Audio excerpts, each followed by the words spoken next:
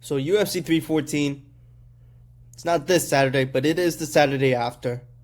And I decided I wanted to make, my predictions video now because, well, my exams are done and now I can actually record some videos. And I'm really happy about that. And I'm going to do a full card review. This is the first full card review I'm doing, and you're going to see more of these. I'm going to start doing them more often. Maybe not for fight nights, but for pay-per-views.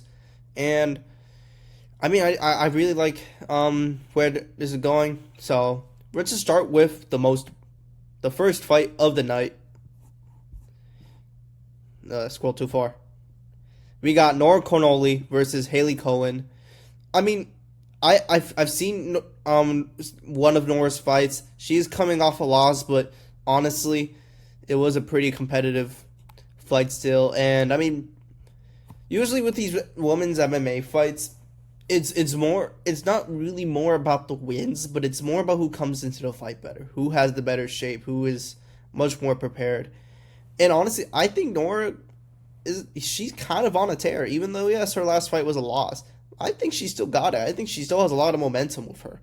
And now I don't think I've seen really seen much about Cohen, and because of that, I might have to just side with Connolly just because I'm more confident that she will get a win in this fight. I mean both of these women look very great in shape. And I just think that Connolly's striking could definitely be the key in this fight that will help her get this win. So if I'm gonna choose a winner, it would be Connolly. I'm gonna go with decision. So we'll just leave it there.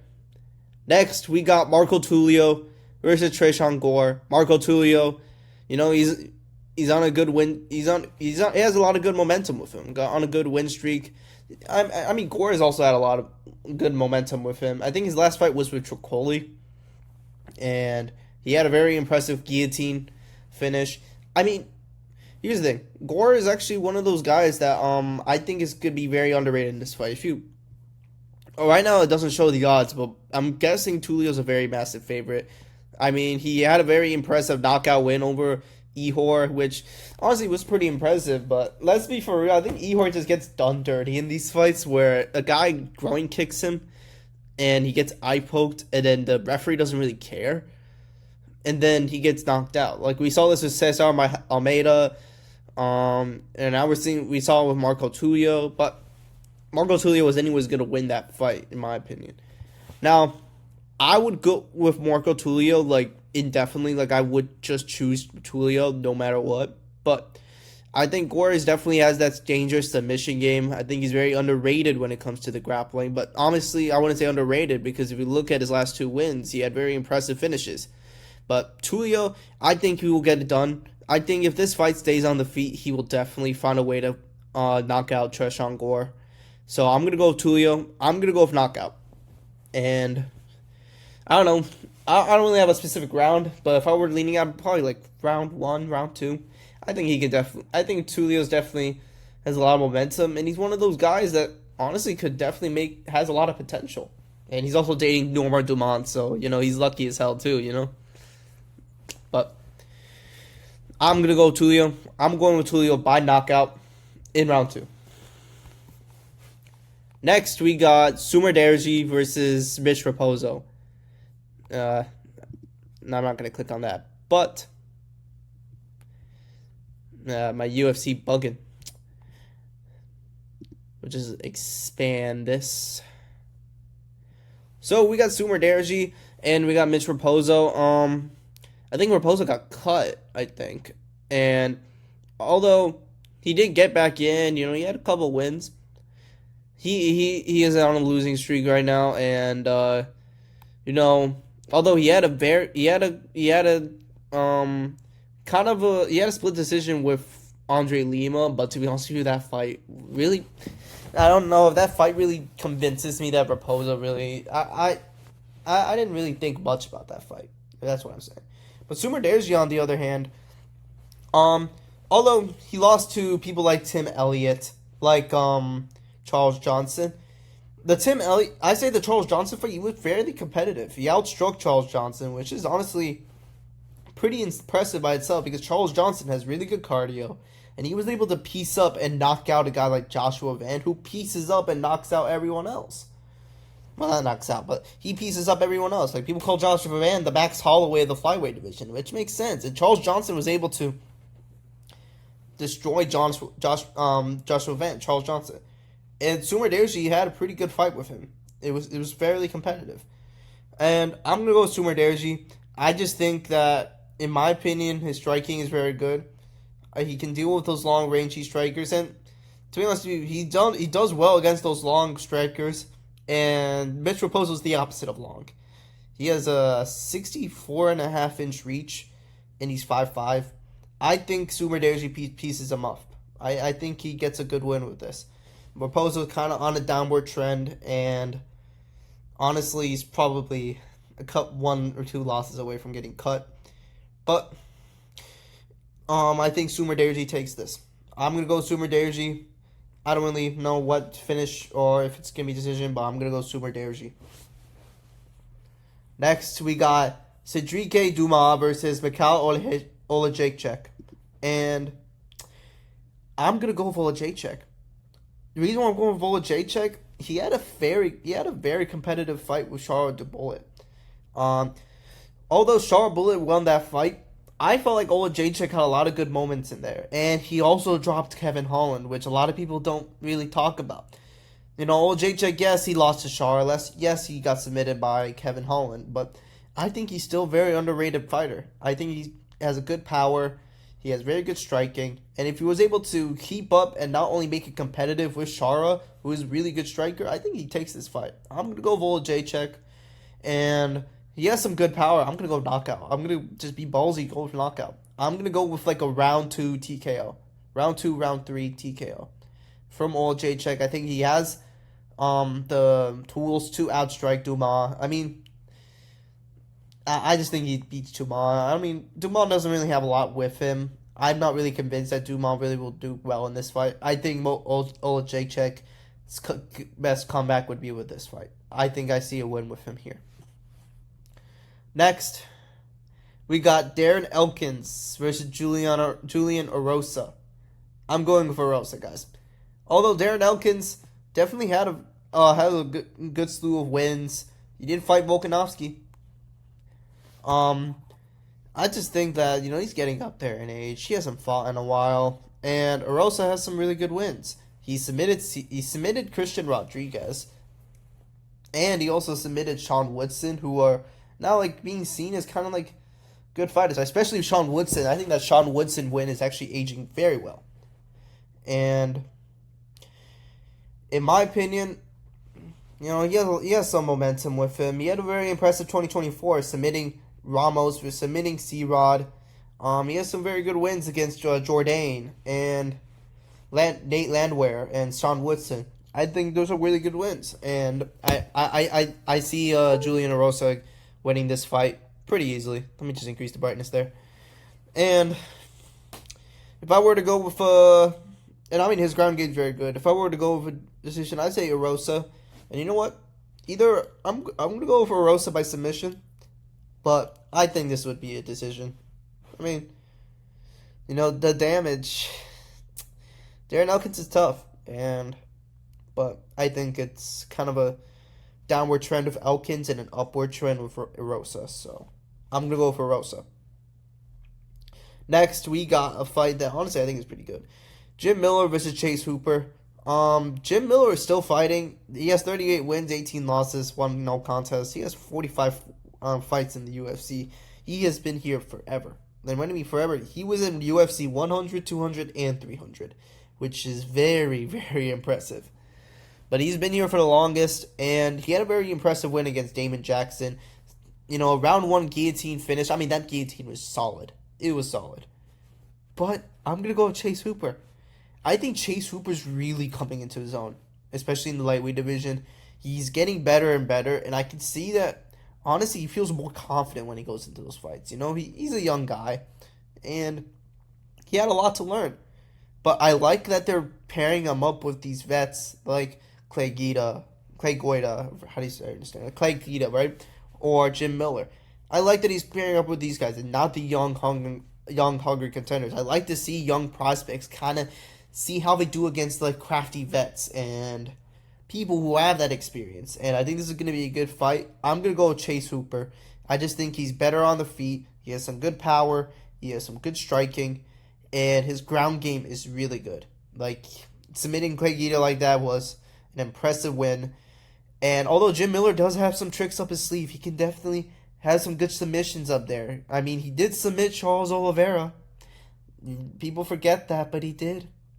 So he has some tricks up there. And I think this is going to be a good fight. This is a good test for Chase Hooper as well. Can he hang with the people who are more experienced in this field? And Jim Miller does have some impressive striking and power too. He did drop Bobby Green in that first round. That first round in Bobby Green, Jim Miller was destroying him. And, Jim Miller was also, he has the older experience in him. He's been around for the longest. He's dealt with so many fighters like Chase Hooper. But I really think that this is his tail end of a career. He's just trying to go to 50 wins. And although his win over Damon Jackson was impressive, Damon Jackson was kind of just like going out anyways. And the fact that he retired did not surprise me at all. I heard he unretired and he might be fighting again. So I don't know about that. But I'm going to go Chase Hooper. He has so much momentum with him right now. And I just think his striking and grappling has gotten so much more. It's more solid. He's more improved. He's a lot more confident in himself. And I like to see that, especially in a young contender like Chase Hooper. I think he's coming into his own. Having an impressive win over Clay Guida like that, it's definitely a confidence booster. So I'm going to go Chase Hooper with this.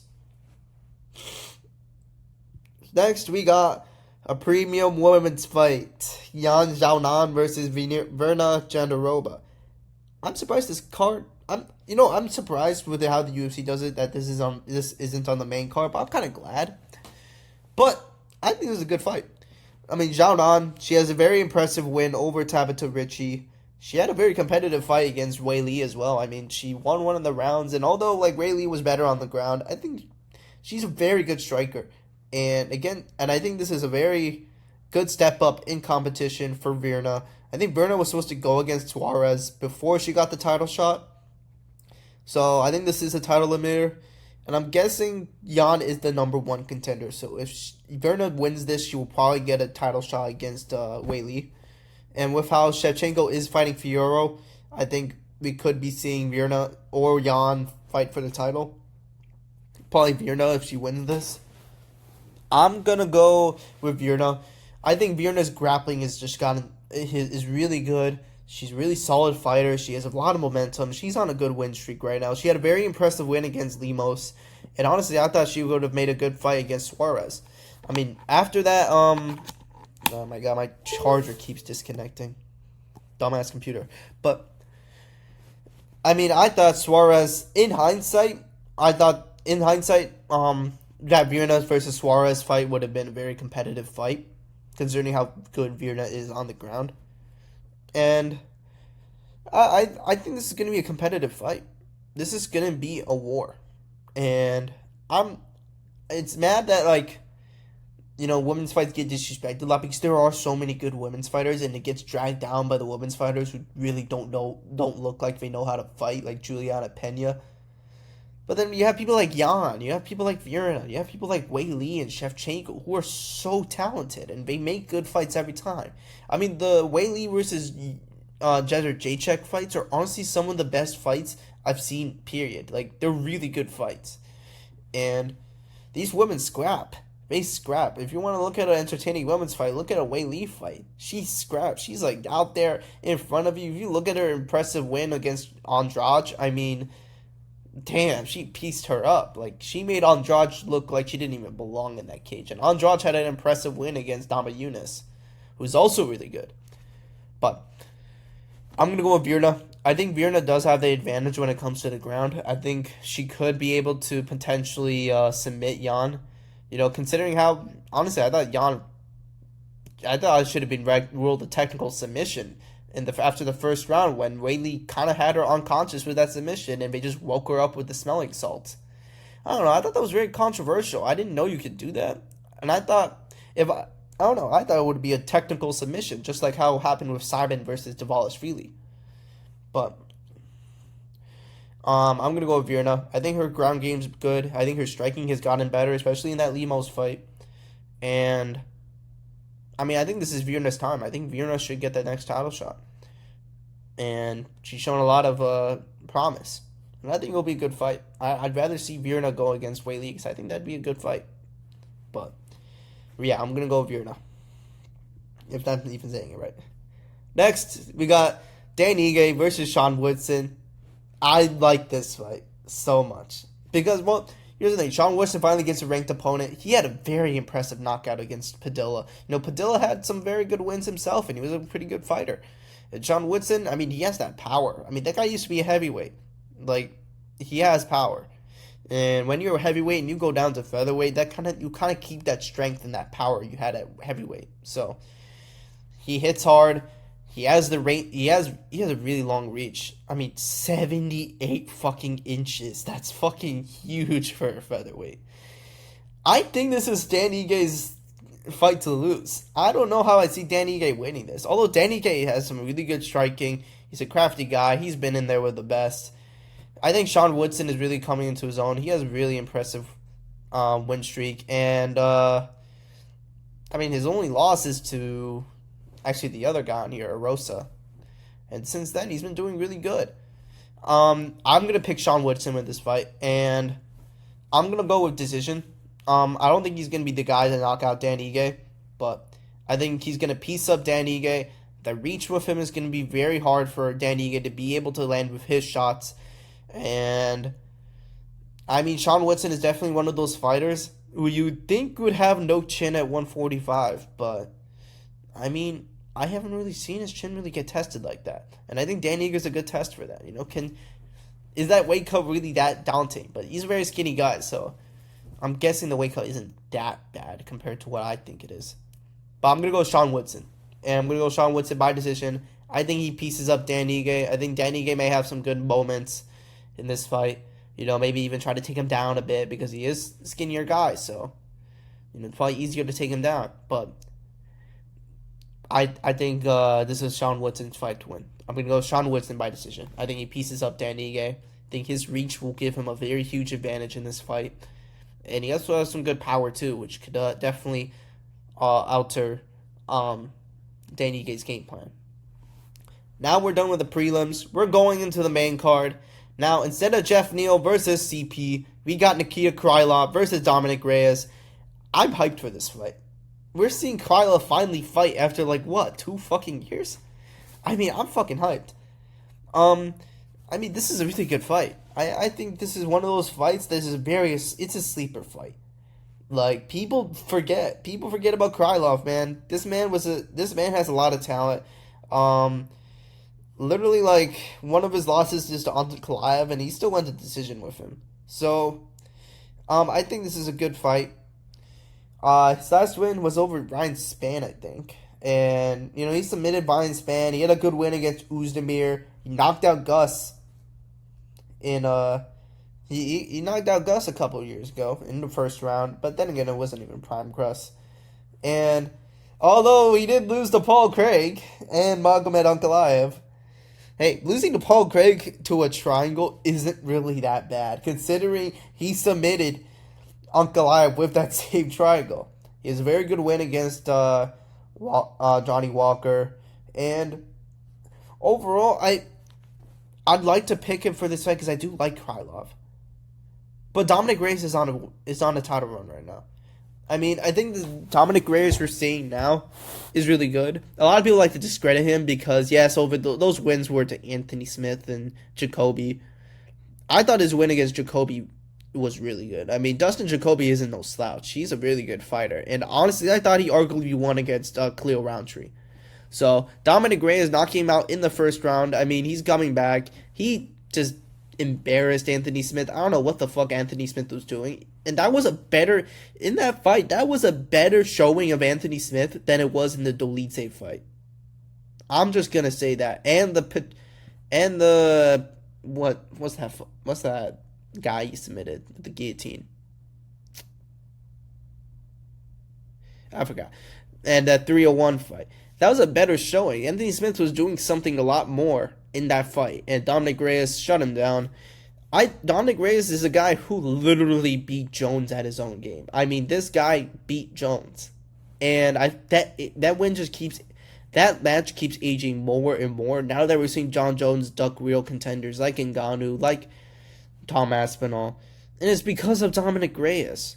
Dominic Reyes is making made John a duck because John Jones knew that he will someday lose to a guy like Tom Aspinall, like Ngannou, and now he's only cherry picking fights that he knows he'll win, and it's because Reyes arguably beat him, and then John Jones had to pull some shit with the judges and rob him, and even then even before that the Santos fight and the Gus fights were close.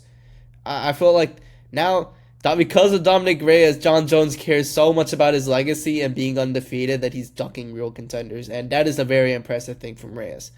But Reyes did have some bad losses, after that. Knocked out by Jan, which honestly isn't really that bad of a loss. Knocked out by Prokaska, but that's also not that bad of a loss either. The only bad loss is the fact that he got knocked out by Ryan Spann. And I think at that point, his chin was kind of deteriorating. And that's what kind of concerns me in this fight. We haven't seen anybody really, threaten his chin like that after Ryan Spann, And Krylov, he's a hard-hitting guy. He has some knockout power. I think this is going to be a good, fairly competitive fight. But also, I am concerned. Is this going to be the same Krylov? He hasn't fought in 2 years. I don't know what the fuck he was doing. I think he was either serving in the army or some shit. Yeah, he hasn't fought in a long time. He was supposed to fight against Azamat Murzakanov, but I think Azamat got tested for steroid. He got positive for steroids and got banned for like a year. And then Krylov had to wait for another opponent, and he got Reyes. I think this is a good fight. And if Reyes gets this win, it will definitely age really well, and I think we could see Reyes potentially even fight for the title at this third time, which is really nice to see. But I don't know. This is a fight where it's like, who do I pick? I like both of these fighters. This is a good fight, a competitive fight.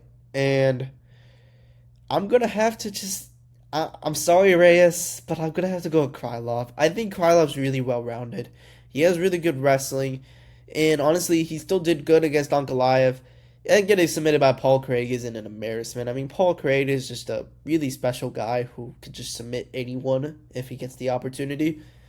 But he has a good, impressive showing. He destroyed Ryan Spann, which, was an impressive win. And I don't know. That's really fucking tough.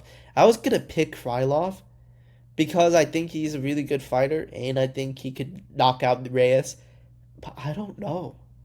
I think I might have to go with Reyes. I'm sorry, I'm going with Reyes. I like Krylov, but I'm going with Reyes. Reyes is on a lot of momentum right now. It seems like he's kind of reinvented himself. He's kind of... I think in his fights with Jan and Prokaska, that was not the same Reyes we saw in the John Jones fight. That was clearly not. Reyes in the John Jones fight was a goat killer. He had really good striking. He was defending the takedowns. But in the Jan and Yuri fight, he was kind of getting pieced up. He didn't really do much of his striking. He was kind of unsure. There were a lot of moments where he could have capitalized, but he just didn't. And in that Ryan Spann fight was kind of the nail in the coffin. A lot of people thought Reyes' time was over. And then he came back with such a good win against Jacoby. He destroyed Anthony Smith. And he has a lot of momentum with him right now. It seems that he's more confident. He doesn't really care about that John Jones fight anymore. And we're seeing a new version of Reyes. Yes, people will say, oh, that Anthony Smith win isn't good, isn't aging well. Oh, Anthony Smith sucks. That's not an impressive win. Bro, everyone has fucking beat Anthony Smith, bro. But, people say, oh, Reyes shouldn't be proud of beating Anthony Smith. But then they say Ankalaev beat Smith. Ankalaev beat Smith. Brakic beat Smith. It's like, come on, choose a fucking side. I still think that win over Anthony Smith was good. And yes, it was Anthony Smith. But he's on a lot of momentum right now. I'm more confident in Reyes than I am in Krylov. Because Krylov hasn't fought in forever. How do we know that ring rust isn't going to affect his performance? Reyes has good takedown defense. And he has really good striking. And he has power of his own too. He's not some slouch. He's not some guy who got fluke wins. He destroyed his last two opponents. And he also arguably won against John Jones, who no one has been able to get that close of a win with. And and Reyes isn't like super old either. He's like 35, which for a light heavyweight isn't really old. It's still actually pretty young. And I think Reyes is entering a whole different kind of era here. I think we're seeing a reemergence of him, a more I can't fucking speak, reinvigorated version of him, and I like this. I'm confident in choosing that. I'm gonna go with Reyes, and I'm gonna go with Reyes. I'm gonna go with Reyes by decision. I don't think he's gonna knock out Krylov, but I think Reyes is gonna be able to. I think he's the faster striker, and I don't think Krylov's ground game is going to threaten Reyes that much. So I'm going to go with Reyes, but I wouldn't be surprised if Krylov came back a different fighter and just beat Reyes. But I think Reyes is on a generational run right now. I think he has a lot of momentum with him. He has that confidence now. He's no longer affected by that robbery, and I'm glad he isn't because he's fighting so much better now. Like the Reyes we seen with Anthony Smith and Jacoby was not the Reyes we saw with Jan and Yuri.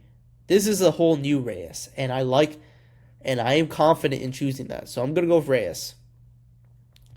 Next, we got Yair Rodriguez versus Patricio Pitbull. Okay, this is a fight I have been waiting for. I mean, although I didn't think he was going to fight Yair. I thought Yair said no, but apparently I guess he changed his mind, and now he is. Now, I don't know if this is a title eliminator. It probably is. Just because I heard Volkanovski was saying that he will defend his title against Patricio Pitbull at some point.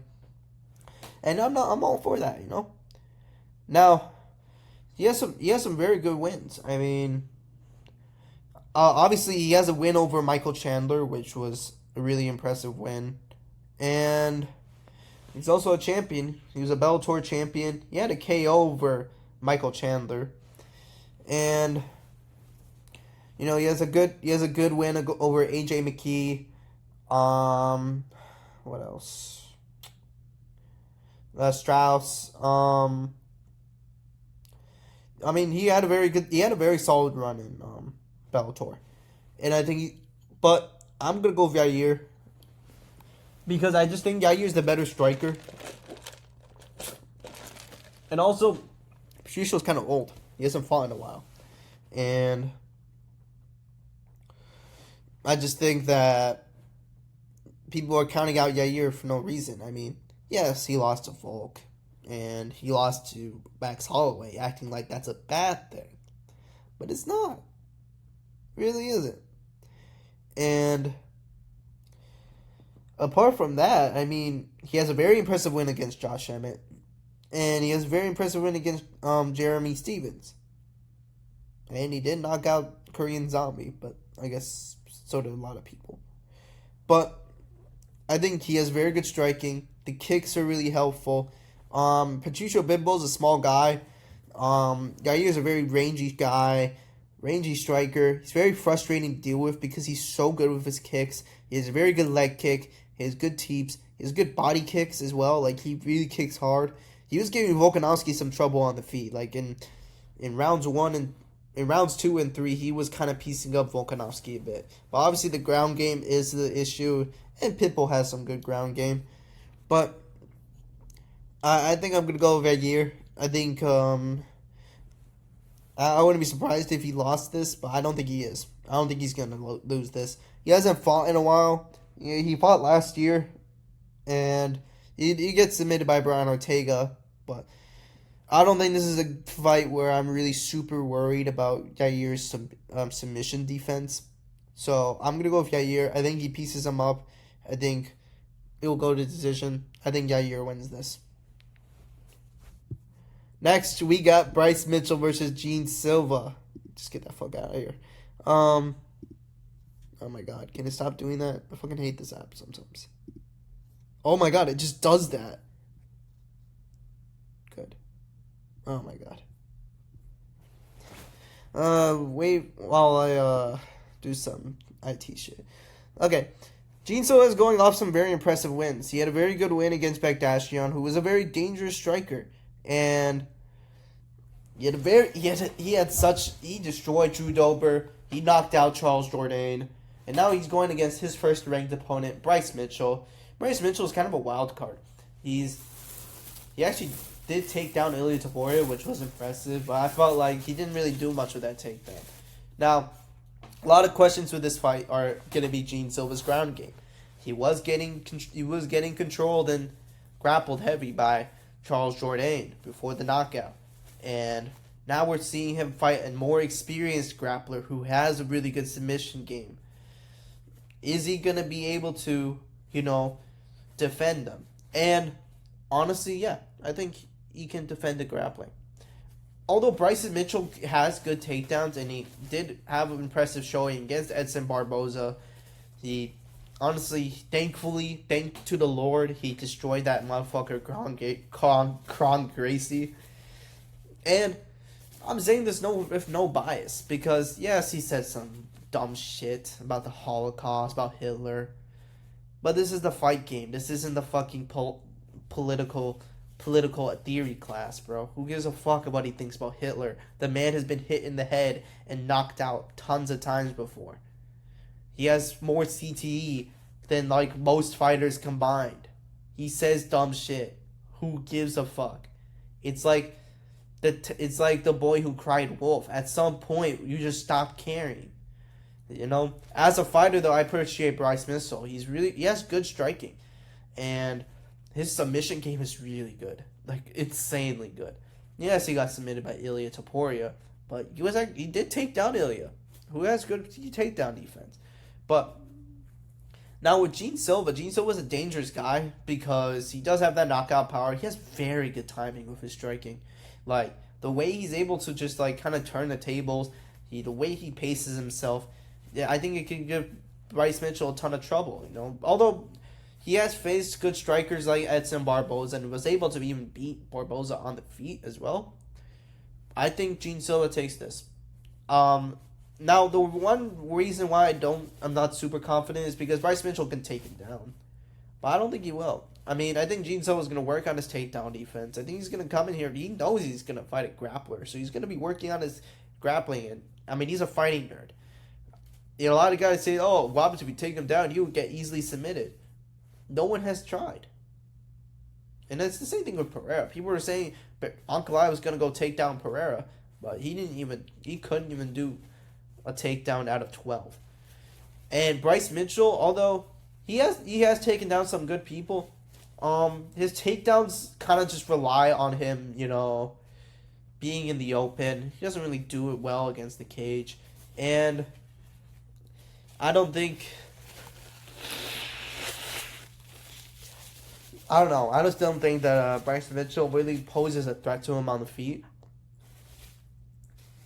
And, after that Josh Emmett KO, and how he was kind of like, he almost lost to Kron Gracie too, which was crazy, with the armbar. But, yeah, I don't know. I'm going to go with Gene Silva. I definitely would say look out for Bryce Mitchell. Don't count him out. He could do something legendary. He had an impressive performance against Kron, and his losses to Josh Emmett and Ilia Topuria aren't bad losses. Those guys hit hard as hell. He took the Josh Emmett fight on short notice. He took the Ilia Topuria fight on short notice, and he was sick too during the Topuria fight, and he was still able to have a good first round with Ilia. Bryce Mitchell still got it. He's a young guy. He's still very impressive. But I just think that John Silva just has so much momentum. He just keeps getting more impressive every fight. I remember before the Bardashian fight, everyone was saying that Gene Silva would get project by him because Bardashian was a really good striker. And I was even saying, it could have been a competitive fight. And then he goes out there and shows everyone that he's really the real deal. And I think that really turned people on to the idea of Gene Silva becoming a future champion. And Gene Silva seems he's confident in beating Bryce Mitchell. I think I am confident too. I think he beats him. I'm going to go Gene Silva by KO. I think he KOs Bryce Mitchell. I don't know about his chin. Bryce Mitchell is a tough guy, but After getting hit by Ilya like that, by Josh Emmett, it's like your chin has to go away a bit. And Gene Silva's a hard hitter. And, Drew Dober, I mean, yes, he's a tough guy. And even then, he couldn't even handle it forever. So, I'm going to go with Bryce Mitchell. I'm not going with Bryce Mitchell. I'm going with Gene Silva. It's nothing to hate on Bryce Mitchell. I think he's a great fighter. But I think Gene Silva's got this. I think this is a good matchup for him. I don't see Bryce Mitchell really threatening him so much on the ground unless he takes him down and gets Gene Silva's back. I don't think he will. I don't think he will in this fight. I think Gene Silva's going to be wary of that. And I think Bryce Mitchell's chin is very suspect. And for a guy like that to go against Gene Silva, I don't really know if Bryce Mitchell is not going to get knocked down in that fight. So, I'm going to go with Gene Silva by knockout. I'm going to go with, honestly, I'm going to go with round 2 knockout. I think he's going to have some resistance in the first. I think Bryce Mitchell's going to do some good things. And I think in the second round, Gene Silva's going to be able to turn it around. So, we'll go with that. Next, you got the co-main. We got Michael Chandler versus Paddy Pimblett. I mean, this is a good fight. When I said this card is stacked, it is stacked. I mean, all of these were good fights. I mean, even the women's fights are pretty good. Like Cornoli, she got some good fights. Not good fights, but she got a good style. Jan got a good style. This is a good fight. This is so good. Michael Chandler, he gave up on the Conor McGregor red panty night dream. He lost to Charles Oliveira, but he showed some heart, and it showed that he was still in there. I thought Charles Oliveira was gonna get him out of there in the first or second round, but Michael Chandler was able to defend a lot of the submissions from Charles Oliveira, and although he did fight very dirty, which could have definitely affected the fight, I just think that Michael Chandler still kind of got it. He's that veteran guy who's dangerous. He could knock you out. And with a guy like Paddy, he leaves his chin up there. He has gotten wobbled before. He has gotten outstruck before. And although Paddy has a really impressive submission game, I think the striking is a bit suspect. And when you're striking suspect against Michael Chandler, it's gonna end up really bad because Michael Chandler could get you a really good shot, and that could be a night for you forever. But I'm gonna go with Paddy. Just because I think Chandler's kind of on a downward trend. I mean, although he did survive all 5 rounds of Charles, he was getting destroyed. Destroyed to hell. And in the 5th round, let's be for real, he was cheating. He was doing the behind the head shots and all that stuff. He was grabbing the wall when Charles was taking him down. He was eye poking. He was cheating left and right. And it does affect the fight. It does affect the fight when you cheat. That's why people don't like John Jones as much, because he cheats all the time, and it affects fights. That's why people don't like Michael Chandler that much. Why Dustin Poirier doesn't like him? Because he cheats. He tries to win by any means necessary, and he's gonna definitely do that in this fight too. Now, I don't know if this is 5 rounds or 3 rounds. If it's 3 rounds, I think Michael Chandler definitely has it. I think Michael Chandler could definitely have that momentum to at least make it a competitive 3-rounder. If it's a 5-rounder, yeah, I'm taking Paddy. And I don't really know. Let me check. I'm going to go look at my phone just to see, is Chandler versus Pimblett a 5-rounder?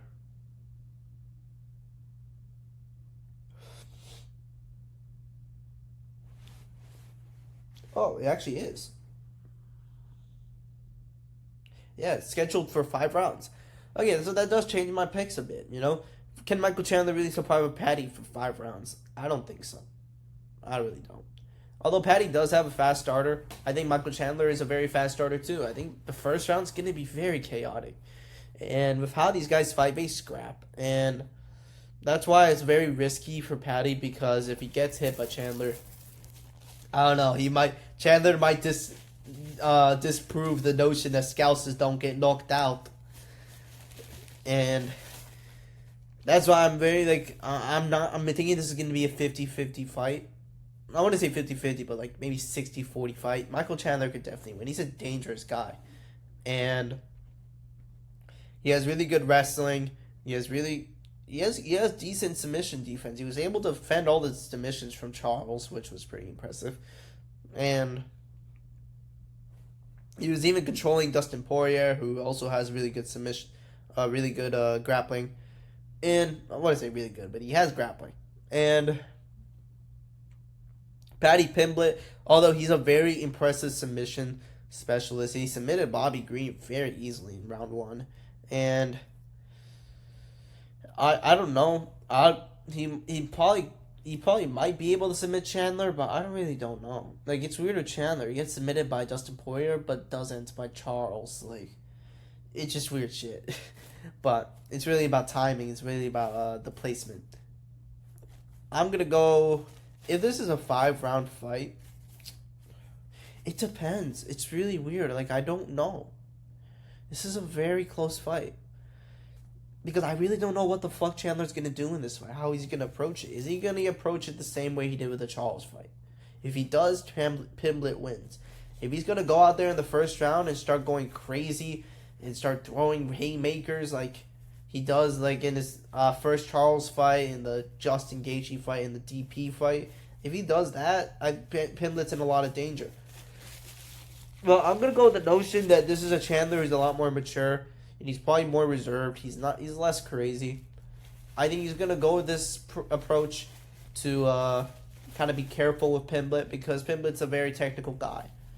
So I think if he does do that, I think it can be bad for him, because Pimblett, when he's given that pressure and that chaos, he could crumble. But if he's not, and he, like, for example, like a Bobby Green,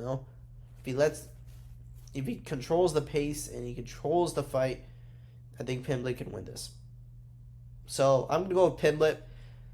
For a 5-round fight, I'm going to go Pimblett by submission. I think he could definitely submit Chandler.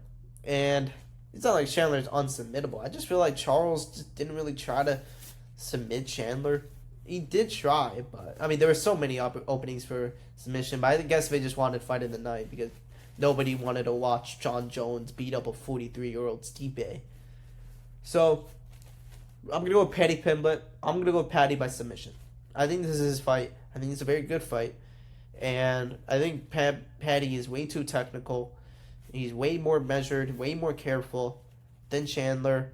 And he's a lot more skilled on the ground with Chandler. And Pimblett's got some good leg kicks and some good striking, too. People forget. He has some good striking. So, I'm going to go with Pimblett by submission. Next, we got the main event. We got Volkanovski fighting for the featherweight title, which will be vacant in the day of the fight against Diego Lopez. If you don't know what happened, Ilia Topuria vacated his featherweight title. Although on the UFC website it will still show that he's still champion, he vacated the title and he is moving up to lightweight indefinitely. And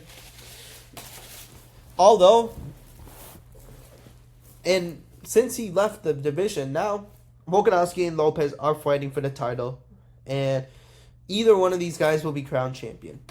And this is a really good fight. This is such a good fight. Volkanovski, he is a vet. He's a veteran guy. He has gone against the best of the best. He has beaten some of the best of the best. His third win over Max Holloway is literally a win that ages so well. And it's so good because he dominated a guy that he had 2 very close fights with that he arguably lost.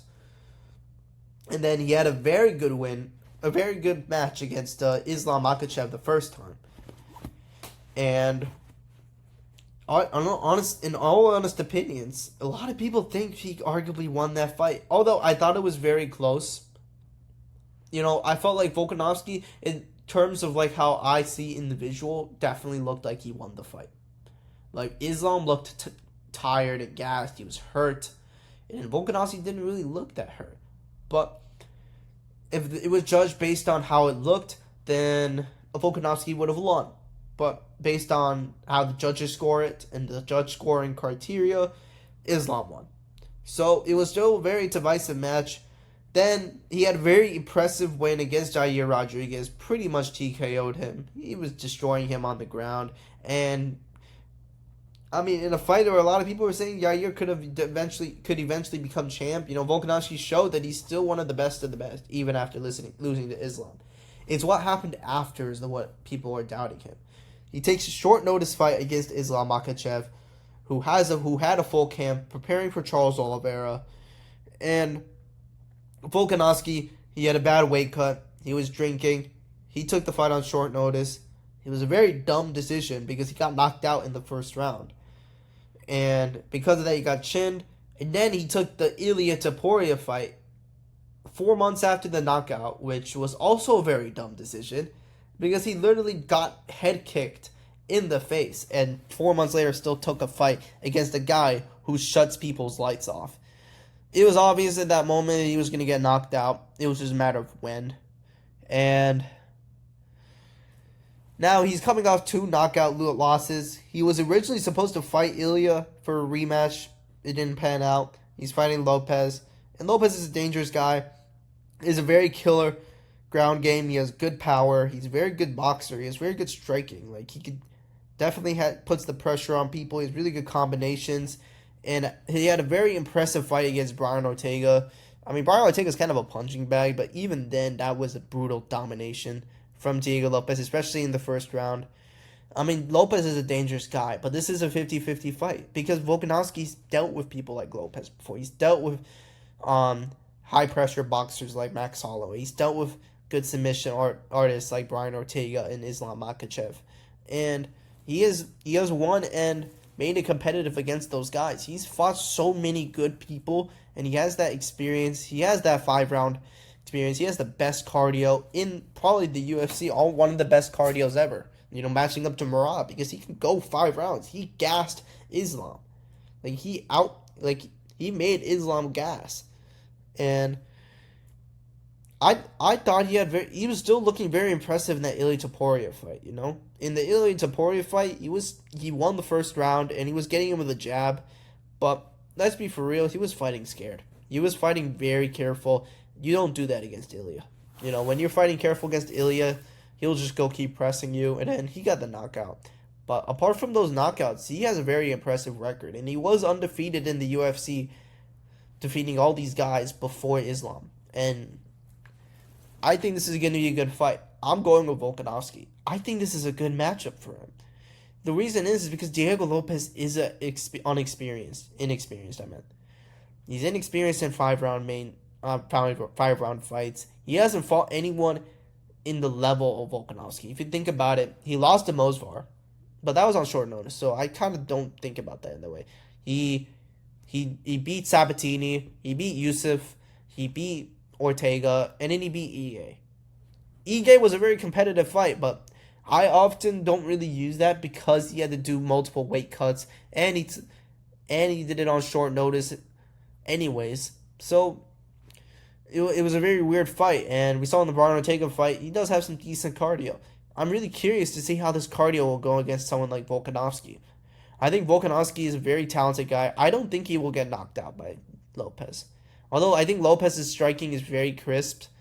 Volkanovski is very defensively sound, and he has really good kickboxing. He doesn't make the dumb decisions like Brian Ortega. Doesn't really rely on his chin that much. And Volkanovski has dealt with these guys.